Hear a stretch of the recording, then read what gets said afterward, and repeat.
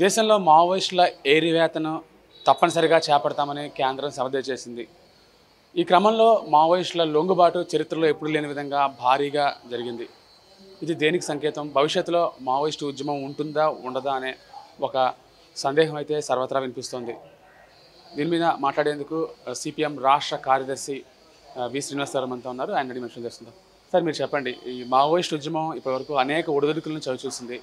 ఇప్పుడు భారీ ఎత్తున అటు మహారాష్ట్ర నుంచి కానీ ఛత్తీస్గఢ్ నుంచి చాలామంది లొంగుబాట్లు అనేవి మనకు కనిపిస్తున్నాయి. దీన్ని ఏ విధంగా చూడాలి?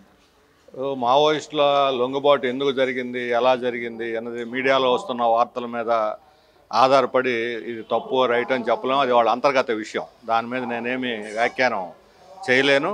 అది వాళ్ళ అంతర్గతంగా చర్చించుకుంటున్నారు.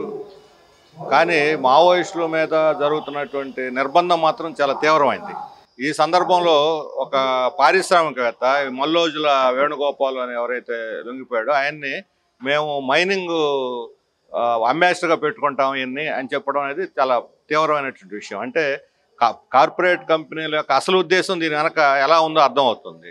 అక్కడ ప్రతిఘటించే వాళ్ళని ఎవరిని లేకుండా చేస్తే ఆ దండకారణ్య ఏరియాలో అక్కడ మైనింగ్ సంపద మీద చాలా పెద్ద ఎత్తున ఛత్తీస్గఢ్, జార్ఖండ్, ఈ మహారాష్ట్ర బార్డర్లో ఉన్నటువంటి ఉందో దాని మీద ఆధిపత్యం కోసం అనేది ఇప్పుడు ఈ కార్పొరేట్ కంపెనీ ప్రకటన తర్వాత స్పష్టంగా అర్థమవుతున్నది. దీని మీద మల్లోజుల వేణుగోపాల్ స్పందించలేదు, గవర్నమెంట్ స్పందించలేదు. కానీ కార్పొరేట్ ప్రయోజనాలు ఉన్నాయనేటువంటిది మాత్రం అర్థమవుతున్నది. అందుకని లొంగుబాటుని ఇక్కడ ప్రధాన అంశంగా చూడకుండా అక్కడ జరిగే దోపిడీని, కార్పొరేట్ల యొక్క విశిక్షణారహితమైనటువంటి ఈ మైనింగ్ ఎక్స్ప్లాయిటేషన్ని దాన్ని నిరోధించేందుకు అన్ని పార్టీలు ముఖ్యంగా ప్రజలు ముందుకు రావాల్సిన అవసరం ఉంది. ఈ పేరుతోటి మావోయిస్టులు నిర్బంధించడం కానీ మావోయిస్టుల పేరుతో ఆదివాసుల మీద నిర్బంధించడాన్ని మేము తీవ్రంగా వ్యతిరేకిస్తున్నాం. ఇటువంటి ఆపరేషన్స్ ఇప్పుడు తాత్కాలికంగా ఆగిపోవచ్చు, ఇంకో రూపంలో వస్తాయి. ఇటువంటివి అంటే ఒక రూపంలో అణిచేస్తే ఇంకో రూపంలో వస్తాయి. ఈ ప్రజల్లో అసంతృప్తి ఉన్నంత వరకు ప్రతిఘటన ఎవరు ఆపలేరు. గవర్నమెంట్ వాటి మీద నిర్బంధం విధించి ఆపే కొద్దీ ఎక్స్ట్రీమిజం వస్తుంది. నిర్బంధం లేకుండా ఉంటే ప్రజా ఉద్యమం ఉంటుంది, ప్రశాంతంగా ఉంటుంది. అందుకని ప్రతిఘటన అనివార్యం. అది నిర్బంధం అది సాయుధ రూపం తీసుకుంటుందా, తిరుగుబాటు లేకపోతే శాంతియుతంగా జరుగుతుంది. పాలక వర్గాలు అనుసరించే దాని మీద ఆధారపడి ఉంటుంది. వాళ్ళు అణిచేసి హింసాయుతంగా మారిస్తే ఎవరో ఒకరు ముందుకు వచ్చి సాయుధులు అవుతారు. అట్లా కాకుండా ప్రజాస్వామ్యతంగా వాళ్ళ ఆందోళనని అనుమతించి వాళ్ళు చెప్పేది విని సమస్యను పరిష్కరిస్తే ప్రశాంతంగా నడిచిపోతుంది. అప్పుడు ఇలాంటి వాళ్ళగానే లొంగిపోయారు, అభివృద్ధి వైపు చూస్తున్నారు వాళ్ళు కూడా అనేది. వాళ్ళ చేతికి రాజ్యాంగం పుస్తకాలు కూడా అందించారు. గతంలో కూడా చాలామంది లొంగిపోయారు. వాళ్ళు కూడా అనేక రకాల వీటిల్లో పార్టీల్లో నాయకులుగా జలమవుతున్నారు. ఇప్పుడు తెలంగాణలో చూసి చాలామంది ఇతర పార్టీల్లో ఉన్న వాళ్ళల్లో అట్లా వెనక్కి వచ్చేసి లేకపోతే లొంగిపోయి నాయకులైనటువంటి వాళ్ళు ఉన్నారు. అందువల్ల దాన్ని మనం ఓవర్ రీడ్ చేయాల్సిన అవసరం. దాని వెనకున్న సామాజిక ఆర్థిక కారణాలను మనం పరిశీలించడం ముఖ్యం. అనేక ఒడిదుడుకులు తట్టుకొని ఇంతవరకు మావోయిస్ట్ ఉద్యమం అనేది నిలబడింది. ఎలాంటి ప్రలోభాలకు కానీ ఎలాంటి ఒత్తిళ్లకు కానీ లొంగలేదు. ఈసారి ఎందుకు ఇలా జరిగింది అంటే ఉద్యమ వ్యక్తులుగా ఎవరూ లొంగిపోలేదు, లేకపోతే వ్యక్తులుగా ఎవరూ ప్రలోభాలకు గురి కాలేదని చెప్పలేము. ఇది ప్రతి రాజకీయ పార్టీలోనే ఉంటాయి. ఒక వ్యక్తి లేకపోతే కొంతమంది వ్యక్తులను లేకపోతే కొంతమంది గ్రూప్గా బయటకు రావటాన్నో బట్టి ఒక సామాజిక రాజకీయ పరిణామాన్ని అంచనా వేయలేము. ఆ రాజకీయ పరిణామానికి అవసరం నేపథ్యం ఉంటే దాని బదులు ఇంకో గ్రూప్ వస్తుంది ముందుకి. కానీ ఇక్కడ ఏంటంటే మావోయిస్టుల్లో కూడా అంతర్గతమైన చర్చ ఏదో నడుస్తుంది. సైద్ధాంతికంగా సిపిఎంకి మావోయిస్టులకి వీళ్ళకి మధ్య మాకు తీవ్రమైన నిభేదాలు ఉన్నాయి.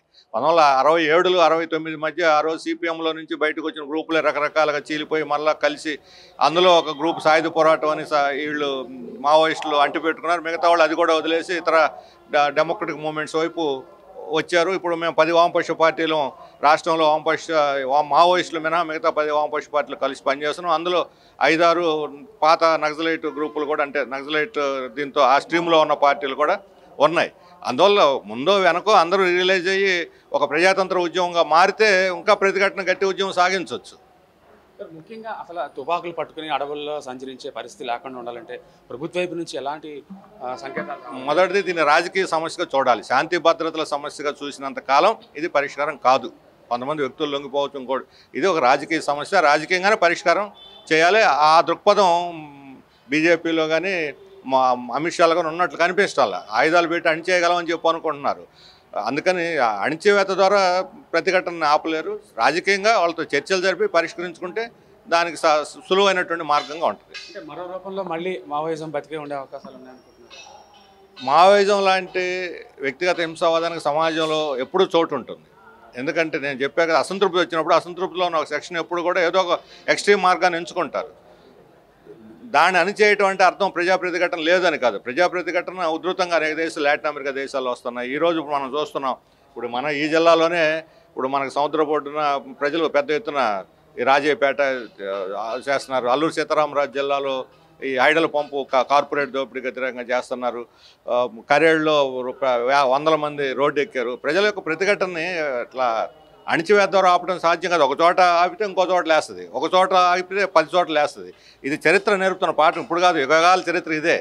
పాలకవర్గాలు నేర్చుకోకపోవడం వల్ల ఈ సమస్యలన్నీ వస్తున్నాయి. ఇది ముఖ్యంగా మావోయిస్టు ఉద్యమాన్ని ఒక శాంతి భద్రతల సమస్యగా కాకుండా రాజకీయ సమస్య కోణం నుంచే చూడాలి. ప్రజా ఉద్యమాలను అణచవేయడానికి లేదు, అది ఏదో రూపంలో మళ్ళీ పెళ్లిబుగుతుందని చెప్తున్నారు. దీనికి శాశ్వత పరిష్కారం ఆలోచించే దిశగా ప్రభుత్వాలు అడుగులు వేస్తేనే ఈ సమస్యకు పరిష్కారం లభిస్తుందని శ్రీనివాసరావు గారు చెప్తున్న పరిస్థితి కనిపిస్తోంది. వీడియో జర్నలిస్ట్ సత్యతో Murthy, VBC on TV, Visakhapatnam.